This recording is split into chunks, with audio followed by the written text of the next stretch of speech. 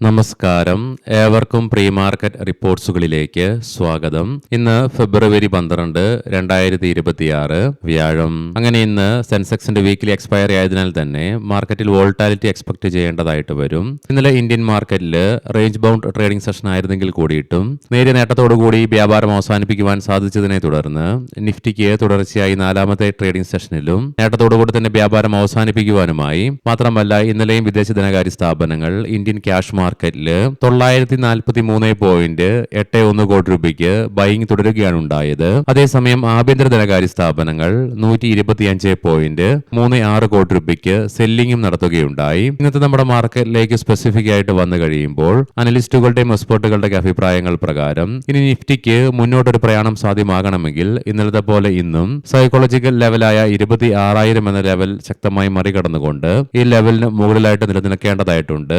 അതുകൊണ്ട് തന്നെ ഈ ലെവലിന് മുകളിലായിട്ട് നിലനിൽക്കാത്തോടത്തോളം ഇന്ന് നിഫ്റ്റിയിൽ റേഞ്ച് ബൗണ്ട് ട്രേഡിംഗ് സെക്ഷനുള്ള സാധ്യതകളും തള്ളിക്കളയാനാവുകയില്ല. എന്നാൽ അതേസമയം ഇന്ന് നിഫ്റ്റിയെ സംബന്ധിച്ചിടത്തോളം 25,780 എന്ന ലെവൽ ഇമ്മീഡിയറ്റ് ആയിട്ടുള്ള ക്രൂഷ്യൽ സപ്പോർട്ട് ഏരിയ കൂടിയാണ്. ആയതിനാൽ തന്നെ നിഫ്റ്റി ഈ ലെവലിൽ നിന്ന് ബ്രേക്ക് ചെയ്യുകയാണെങ്കിൽ ഒരുപക്ഷെ സെല്ലിംഗ് പ്രഷറും അനുഭവപ്പെട്ടേക്കാം. പ്രത്യേകം ശ്രദ്ധിക്കുക, ഇത് ട്രേഡ് റെക്കമെൻഡേഷൻ അല്ല, അനലിസ്റ്റുകളുടെയും എക്സ്പെർട്ടുകളുടെ അഭിപ്രായങ്ങൾ മാത്രമാണ്. എഡ്യൂക്കേഷൻ പേർപ്പസിന് വേണ്ടിയിട്ടാണ് ഈ ലെവലുകൾ വിശദീകരിക്കുകയും ഉണ്ടായത്. Hindustan Unilever, oil and natural gas corporation, coal India, Lupin, Hindalco industries, Honasa consumer തുടങ്ങി ഒത്തിരിയേറെ കമ്പനികൾ അവയുടെ Q3 ഏർണിംഗ്സിന്റെ റിസൾട്ടുമായിട്ട് ഇന്ന് റിലീസ് ചെയ്യാനിരിക്കുന്നുണ്ട്.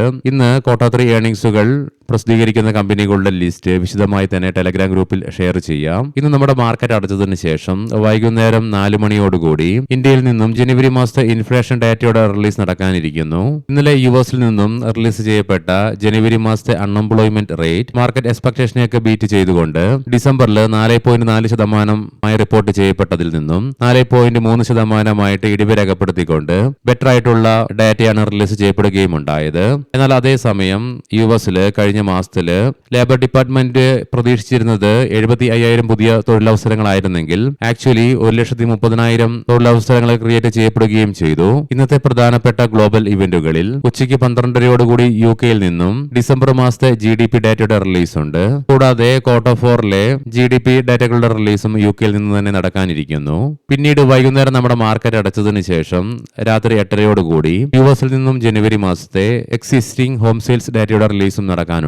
ലീഡിംഗ് ആയ ADR സ്റ്റോക്സിൽ ഡോക്ടർ റെഡ്ഡീസ് ADRന് മാത്രമേ 1.25% നേട്ടത്തോടുകൂടി വ്യാപാരം അവസാനിപ്പിക്കുവാനായുള്ളൂ. അതേസമയം ആക്സിസ് ബാങ്കിന് 0.5%, ICICI ബാങ്കിന് നേരിയ നഷ്ടത്തോടുകൂടിയും വ്യാപാരം അവസാനിപ്പിക്കേണ്ടി വന്നപ്പോൾ HDFC ബാങ്കിന് 2.5%-ലേറെയും IT സ്റ്റോക്കുകളായ വിപ്രോ ADRന് 4.5%-അടുത്തും ഇൻഫോസിസിന് 5%-ലേറെയും നഷ്ടത്തോടുകൂടി തന്നെ വ്യാപാരം അവസാനിപ്പിക്കേണ്ടതായിട്ടും വരികയുണ്ടായി. ഇനി നമുക്ക് ഗ്ലോബൽ മാർക്കറ്റുകൾ പരിശോധിക്കാം.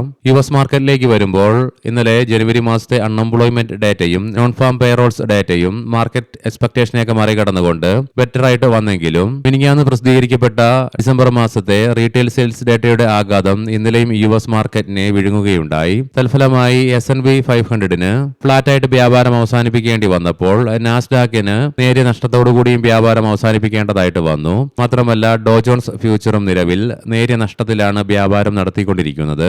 യൂറോപ്യൻ മാർക്കറ്റ്സിൽ UK മാർക്കറ്റിന് 1%-ലേറെ നേട്ടത്തോടുകൂടി വ്യാപാരം അവസാനിപ്പിക്കുവാനായപ്പോൾ ഫ്രാൻസ് മാർക്കറ്റിന് 0.5%-അടുത്തും ജർമ്മൻ മാർക്കറ്റിന് 0.5%-ലേറെയും നഷ്ടം നേരിടേണ്ടതായിട്ടും വരികയുണ്ടായി. ഇന്ന് വെളുപ്പിനെ 2:30 വ്യാപാരം അവസാനിപ്പിച്ച നിഫ്റ്റിയുടെ ഇൻഡിക്കേഷൻ പ്രകാരം സ്ലൈറ്റ്ലി നെഗറ്റീവ് ആയിട്ടുള്ള ഒരു ഓപ്പണിംഗ് ആണ് ഇന്ന് നമ്മുടെ മാർക്കറ്റിൽ എക്സ്പെക്ട് ചെയ്യുവാനായിട്ട് സാധിക്കുക.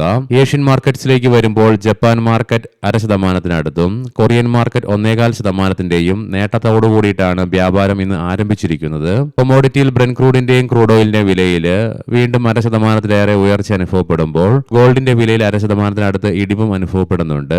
ബ്രെന്റ് ക്രൂഡിന്റെ വില $69.69 പെർ ബാരൽ എന്ന നിലയിലേക്കും ക്രൂഡ് ഓയിലിന്റെ വില $64.99 പെർ ബാരൽ എന്ന നിലയിലേക്കും എത്തിച്ചേരുകയും ഉണ്ടായി. ഗോൾഡിന്റെ വില അതേസമയം $5,059.73 പെർ ഔൺസ് എന്ന നിലയിലായിട്ടാണ് വ്യാപാരം നടത്തിക്കൊണ്ടിരിക്കുന്നതും. ഇനി നമുക്ക് സ്പെസിഫിക് ആയിട്ട് നിഫ്റ്റിയുടെയും ബാങ്ക് നിഫ്റ്റിയുടെയും ടെക്നിക്കൽ ഡീറ്റെയിൽസിലേക്ക് പ്രവേശിക്കാം. നിഫ്റ്റിയുടെ PCR 0.89 എന്ന നിലയിലും മാക്സ് പെയിൻ 25,950 എന്ന ലെവലിലുമായിട്ട് നിലകൊള്ളുന്നു. തുടർച്ചയായി ഇന്നലെയും റേഞ്ച് ബൗണ്ട് ട്രേഡിംഗ് സെഷൻ നിഫ്റ്റിയിൽ അനുഭവപ്പെട്ടപ്പോഴും ലോവർ ലെവൽസിൽ ബൈയിങ് ഇൻട്രസ്റ്റും അനുഭവപ്പെടുകയുണ്ടായി. തൽഫലമായി ലോവർ ഷാഡോയോട് കൂടിയിട്ടുള്ള സ്മോൾ ബോഡിഡ് ബുള്ളിഷ് ക്യാൻഡിലാണ് നിഫ്റ്റിയുടെ ഡെയിലി ചാർട്ട്സിൽ നിന്നും ദൃശ്യമാകുന്നതും. കൂടാതെ ഷോർട്ട് ടൈം മൂവിംഗ് ആവറേജ് ആയ 10-day EMAക്ക് ബാക്കി എല്ലാ കീ മൂവിംഗ് ആവറേജുകളുടെ മുകളിലായിട്ടും നിലകൊള്ളുവാനും സാധിച്ചു. മാത്രമല്ല നിഫ്റ്റി അതിന്റെ എല്ലാ കീ മൂവിംഗ് ആവറേജുകളുടെയും മുകളിലായിട്ട് തന്നെ വ്യാപാരം അവസാനിപ്പിച്ച് നിലനിൽക്കുവാനുമായി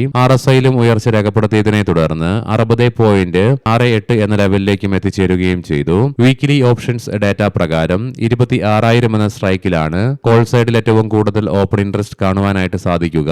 അതേ സ്ട്രൈക്കിൽ തന്നെയാണ് ഏറ്റവും കൂടുതൽ കോൾ റൈറ്റിംഗും നിലവിൽ കാണുന്നത്. 25,900 എന്ന സ്ട്രൈക്കിലാണ് പുട്ട് സൈഡിലേക്കും ഏറ്റവും കൂടുതൽ ഓപ്പൺ ഇൻട്രസ്റ്റ് കാണുവാനായിട്ട് സാധിക്കുന്നത്. അതേ സ്ട്രൈക്കിൽ തന്നെയാണ് ഏറ്റവും കൂടുതൽ പുട്ട് റൈറ്റിംഗും നിലവിൽ കാണുന്നത്.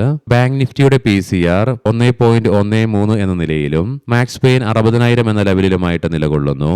നാരോ റേഞ്ച് ബൗണ്ട് ആയിട്ടുള്ള ട്രേഡിംഗ് സെഷൻ ആയിരുന്നു ബാങ്ക് നിഫ്റ്റിയിൽ ഇന്നലെയും പ്രകടമായിരുന്നത്. എങ്കിലും നേരിയ നേട്ടത്തോടുകൂടി തന്നെ വ്യാപാരം അവസാനിപ്പിക്കുവാൻ സാധിച്ചതിനെ തുടർന്ന് ലോവർ ലെവൽസിലുള്ള ബൈയിങ് ഇൻട്രസ്റ്റിനെ സൂചിപ്പിച്ചുകൊണ്ട് ലോവർ ഷാഡോയോട് കൂടിയിട്ടുള്ള സ്മോൾ ബോഡിഡ് ബുള്ളിഷ് ക്യാൻഡിലാണ് ബാങ്ക് നിഫ്റ്റിയുടെ ഡെയിലി ചാർട്ട്സിൽ നിന്നും ദൃശ്യമാകുന്നത്. എല്ലാ കീ മൂവിംഗ് ആവറേജുകൾക്കും അപ് ട്രെൻഡ് നിലനിർത്തുവാനും സാധിച്ചു. RSIയിലും ഉയർച്ച രേഖപ്പെടുത്തിയതിനെ തുടർന്ന് 60.68 എന്ന നിലയിലേക്കും എത്തിച്ചേരുകയുമുണ്ടായി. മന്ത്ലി ഓപ്ഷൻസ് ഡാറ്റ പ്രകാരം 60,000 എന്ന സ്ട്രൈക്കിലാണ് കോൾ സൈഡിൽ ഏറ്റവും കൂടുതൽ ഓപ്പൺ ഇൻട്രസ്റ്റ് കാണുവാൻ സാധിക്കുന്നതെങ്കിലും 60,800 എന്ന സ്ട്രൈക്കിലാണ് ഏറ്റവും കൂടുതൽ കോൾ റൈറ്റിംഗ് നിലവിൽ കാണുക. അതേസമയം പുട്ട് സൈഡിലേക്കും 60,000 എന്ന സ്ട്രൈക്കിൽ തന്നെയാണ് ഏറ്റവും കൂടുതൽ ഓപ്പൺ ഇൻട്രസ്റ്റ് കാണുവാനായിട്ട് സാധിക്കുന്നത്. അതേ സ്ട്രൈക്കിൽ തന്നെയാണ് ഏറ്റവും കൂടുതൽ പുട്ട് റൈറ്റിംഗും നിലവിൽ കാണുക. ഇനി നമുക്ക് ഇന്നത്തെ പ്രധാനപ്പെട്ട സ്റ്റോക്കിംഗ് ന്യൂസുകൾ പരിശോധിക്കാം. മുൻകൂട്ടി ഓർമ്മിപ്പിച്ചുകൊള്ളട്ടെ, ഇത് ഒരു ബൈ ഓർ സെൽ റെക്കമെൻഡേഷൻ അല്ല. ഫെഡറൽ ബാങ്കിൽ 9.95% വരെ ഓഹരികൾ ഏറ്റെടുക്കുന്നതിന് ICICI പ്രുഡൻഷ്യൽ അസറ്റ് മാനേജ്മെന്റ് കമ്പനിക്കും ICICI ബാങ്ക് ഗ്രൂപ്പ് സ്ഥാപനങ്ങൾക്കും റിസർവ് ബാങ്ക് അനുമതി നൽകുകയുണ്ടായി. നെറ്റ് വെബ് ടെക്നോളജീസ് കമ്പനിയുടെ പ്രൊമോട്ടേഴ്സായ ശ്രീ സഞ്ജയ് ലോധ, നവീൻ ലോധ, നീരജ് ലോധ, വിവേക് ലോധ എന്നിവർ നെറ്റ് വെബിന്റെ 3% ഓഹരികൾ അഥവാ 514.5 കോടി രൂപ മൂല്യം വരുന്ന ഷെയർസ് ബ്ലോക്ക് ഡീലുകൾ വഴി 3,027 രൂപ പെർ ഷെയർ എന്ന ഫ്ലോർ പ്രൈസിൽ വിറ്റഴിക്കാനുള്ള സാധ്യതകൾ ഉണ്ടെന്നുള്ള റിപ്പോർട്ട്സ് CNBC 18 TV റിപ്പോർട്ട് ചെയ്യുകയുമുണ്ടായി. Kernex microsystems India Banaras locomotive വർക്കിൽ നിന്ന് 411.17 കോടി രൂപയുടെ ഓർഡർ കമ്പനിക്ക് ലഭിച്ചു. LG ഇലക്ട്രോണിക്സ് ഇന്ത്യ പറയാൻ പോകുന്ന റിസൾട്ടുകളൊക്കെ Q3 consolidated year on year ബേസിസിലാണ്. കമ്പനിയുടെ പ്രോഫിറ്റില് 61.1% ഇടിവ് രേഖപ്പെടുത്തിയപ്പോൾ റവന്യൂവിലും 6.4% ഇടിവും രേഖപ്പെടുത്തുകയുണ്ടായി.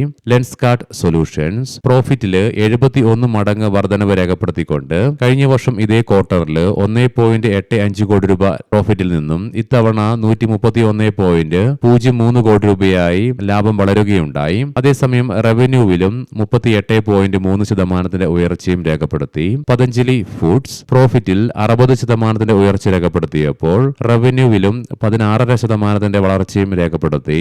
അമരരാജ എനർജി ആൻഡ് മൊബിലിറ്റി പ്രോഫിറ്റിൽ 53% ഇടിവ് രേഖപ്പെടുത്തിയപ്പോൾ റവന്യൂവില് 4.2% വളർച്ചയും രേഖപ്പെടുത്തി. യാത്ര ഓൺലൈൻ പ്രോഫിറ്റിൽ 16.7% ഇടിവ് റിപ്പോർട്ട് ചെയ്തപ്പോൾ റവന്യൂവില് 9.2% വർധനവും രേഖപ്പെടുത്തി. ജുപ്പിറ്റർ വാഗൺസ് പ്രോഫിറ്റിൽ 35.3% ഇടിവ് രേഖപ്പെടുത്തിയപ്പോൾ റവന്യൂവിലും 13% ഇടിവ് രേഖപ്പെടുത്തുകയുമുണ്ടായി. കിർലോസ്കർ ഓയിൽ എൻജിൻസ് പ്രോഫിറ്റിൽ 56.2% വളർച്ച രേഖപ്പെടുത്തിയപ്പോൾ റവന്യൂവിലും 29.2% വർധനവ് രേഖപ്പെടുത്തുകയുമുണ്ടായി. ഏവർക്കും നല്ല ഒരു ട്രേഡിംഗ് ദിനം ആശംസിക്കുന്നു. വൈകുന്നേരം പോസ്റ്റ് മാർക്കറ്റ് റിപ്പോർട്ട്സുമായി കണ്ടുമുട്ടാം. നന്ദി, നമസ്കാരം.